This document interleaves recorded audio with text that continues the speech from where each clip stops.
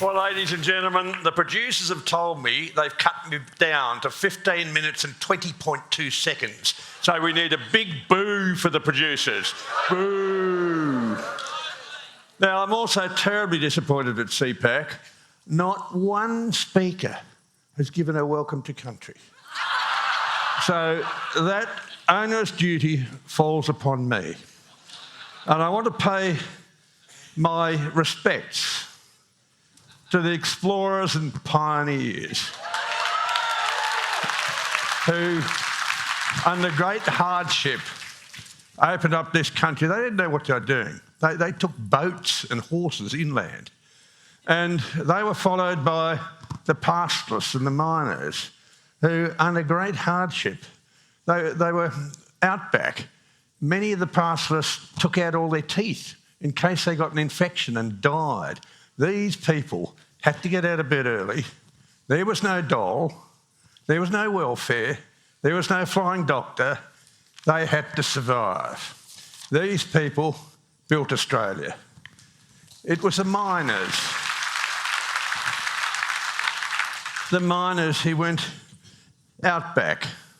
And I go to many old mining camps outback. You find graves, isolated graves, places called Dead Man's Hill. I wrote a story in the Specky, and it's repeated in this latest book of mine, about a grave I found, January 1866. 3-year-old child. Now, whoever carved that grave could actually write, which was very unusual for those days. It was an Irish name, so they probably came from the potato famine. There was clearly only work for fencing, mining, being a shepherd. There weren't shiny bums. If you didn't work, you didn't eat. It was really, really simple. And these people built our country. And on top of that, we had immigrants. And some of us, people of my age, remember these people who came with a shoebox. And that was it. They were their possessions. And they built their family here. They learnt English. They fitted into our culture. Most of them came from Christian countries, and they embraced it. Just think of the Italian immigrants and what they've done for this country. So I'm paying homage to those people that came to this country, took huge risks, and actually failed and succeeded. But they actually became part of our culture. And for me, that word is extremely important. And they built a social structure, and that social structure rotated around the church, around family, and around the community.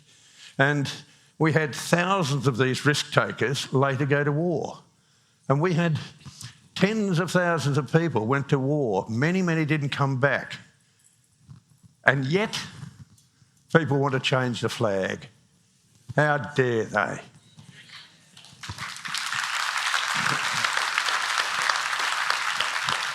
We also went from a situation where states used to collect taxes, and you paid those on goods and services when you crossed the border. We now pay income tax.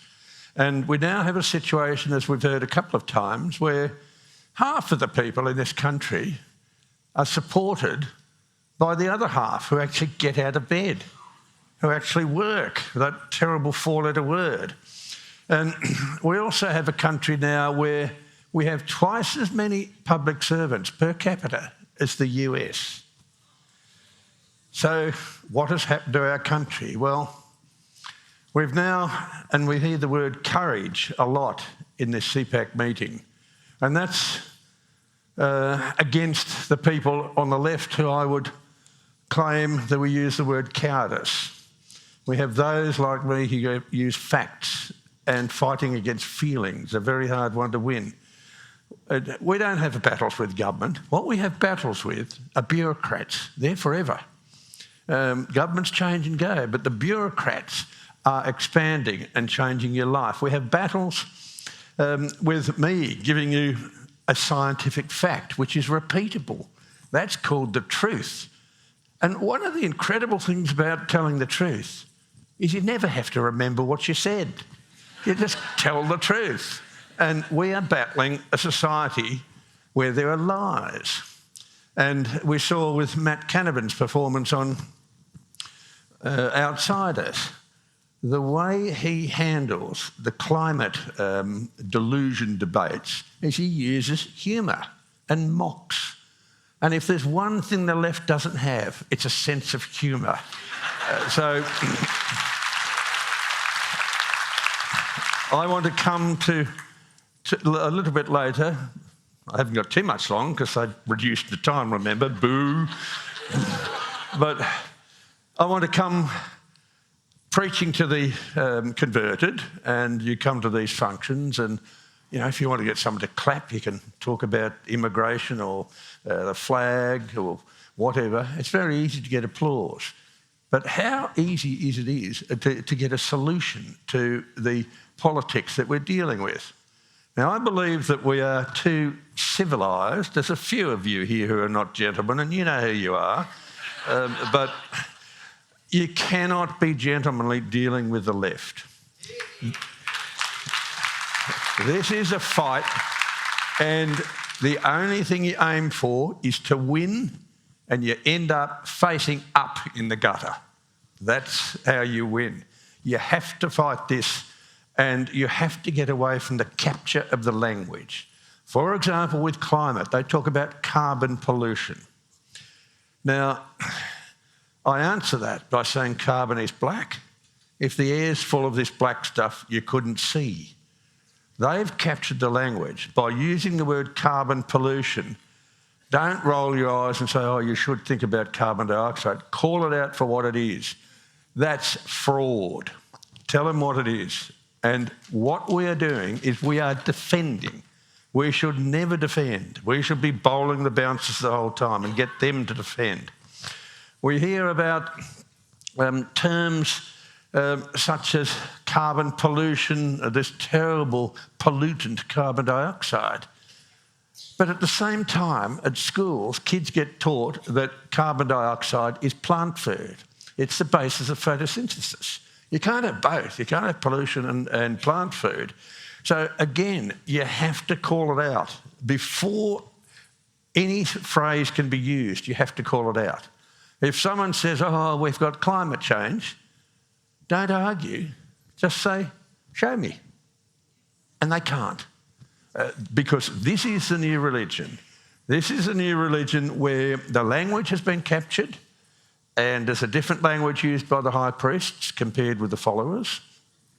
The holy book is the IPCC reports, and like most holy books, they haven't been read, but people still are believers. And the latest IPCC report was 3,950 pages, and none of you have read it. I've tried to read it, but I can't sleep forever. It's just terrible. And then they have sin. You have redemption. You can buy indulgences. So at the same time as they're destroying Christianity, they're setting up another religion. Now, I don't have a problem with change, and I don't have a problem with change if something better is put in its place, and that's not what's happening. We are having change, and what we are getting replaced with was just a vacuum. There's nothing there. So we're, for example, frightening our children witless. They have fear. Now, I've spent a lot of my time in communist countries, especially in the 70s. I had my 31st birthday in the Soviet Union. I didn't even get a card from President Brezhnev. I'm still waiting for it. Now, the one thing I remember about spending months and months in communist countries was fear in people's eyes. They couldn't look you in the eye, and they didn't dare talk. And that's how we're evolving now. We're coming into that sort of environment where people are frightened to speak the truth or to talk. We hear about Pacific Island nations who are going to be inundated, and if you just pay up, that'll stop the oceans rising. Well, there's a problem with that. We have known since 1831 the work of Charles Lyell and the book by Charles Darwin in 1842 that as sea level rises, so does the coral, and the coral atolls get bigger and wider. We've known that for well over 100 years, and we get this same BS just repeated time and time again. We have conniptions about sea level rise. Well, we geologists look back in time at sea level rise. If you want to find coal or if you want to find oil and gas, you have to understand sea level changes. In the dim, distant past, the greatest sea level changes were about 600 metres up or down. And the global temperatures rises were tens of degrees Celsius. But in the time when we've had complex life on Earth, our sea level has averaged 200 to 300 metres higher than now. The temperature has been warmer than now. So if people say, oh, this is the hottest summer since... Well, you say, since when? Because since the time of Jesus, the temperature's gone down. Since the Viking times, the temperature's gone up. Since the time of the medieval times, the temperature's gone down by about 5 degrees. Since the time of the Little Ice Age, I mean, imagine it. It's going to warm up after a Little Ice Age. I mean, you heard it here first. And so as soon as you hear this, you don't, in your mind, say, oh, that's rubbish. Ask the question back. Hottest temperature, since when? Biggest floods, since when? Why do we think we have floodplains? Well, we've had bigger floods in the past. That's why we've got them. So we have lost the use of the language. It has been captured. We have been frightening young people witless. And this whole business of climate change has got nothing to do with science. It's so easy to demonstrate that carbon dioxide has nothing to do with temperature changes over the last 4,557 million years, from that first Tuesday when planet Earth formed. Carbon dioxide has nothing to do with it. What we can show is that the warming, the natural warming, is followed by a carbon dioxide rise. Carbon dioxide doesn't drive it. What we're seeing is a complete anti-science unit. And this anti-science is taught in schools, and they can get away with it because we've had 50 years of dumbing down. Kids can't think, they don't have any knowledge, they go to Wikipedia or they use AI. Go to Wikipedia, first line, they've got my birth date there. Look it up, they've got it wrong. And if they got the first line wrong, how can you believe anything else? I often use AI on subjects that I'm an expert in. I look it up and I say, nah, there's something seriously wrong there. They've got it wrong. So kids don't know how to interrogate knowledge. They don't know how to think, and so you can do anything with them. So we've destroyed the education system. We have no critical thinking. This whole climate change business is actually a business. It has got nothing to do with the environment. Why are we flattening rainforests up in northern Queensland? Why are we killing birds and bats? Why are we killing whales? This has got nothing to do with the environment. This is a new industry which is subsidised. And if it was so damn good, we wouldn't subsidise it. It's been there for decades. It should be surviving. We wouldn't need it. So this has got nothing to do with the climate. It's got nothing to do with the environment. What it is control of everything in your life. Because in the Western world, you live off energy. This is communism 101. And we are seeing it now, and because I've cruelly been cut in time, I'll finish on one thing that's really scary. The Senate has decided to investigate misinformation and disinformation in climate science. The submissions have closed. I made a submission, a 37-page submission with only science. You try to argue against me. And my arguments are that everything the government has said is calculated, deliberate disinformation and misinformation. Sitting on that committee, chaired by a Green, is Senator Pocock. There's a couple of Labor people there. There's only one person that I would have any faith in, and that's Senator Canavan. And that committee has already had submissions from Green groups saying that people like me should be jailed. Now, I'm happy with that, because if I'm wrong, they've got to be jailed also if they're wrong.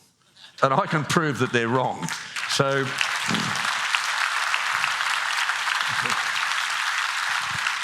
we are, I think, unless we fight this tooth and nail, we are heading towards totalitarianism. And much of my working life has been in totalitarian Muslim countries In that book on flogging, I give a story about how I was kidnapped by the Mujahideen in, when was it, January 1977.